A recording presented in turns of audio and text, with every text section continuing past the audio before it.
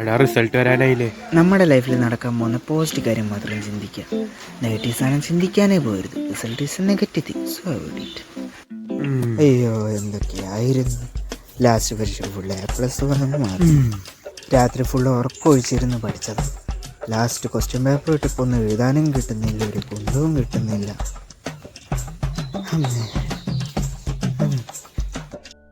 ആയിരിക്കും പരീക്ഷ ടഫായിരുന്നല്ലോ, എന്നാലും ടെൻഷൻ അടിക്കുന്നതാ.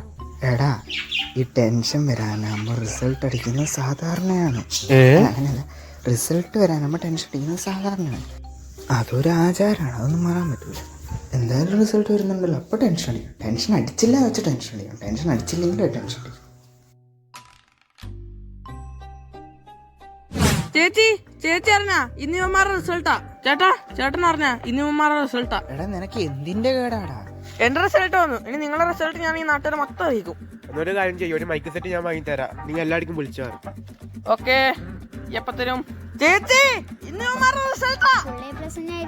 ആ മുഖം കണ്ടാ മനസ്സിലാവൂല. എന്താടാ എന്താ?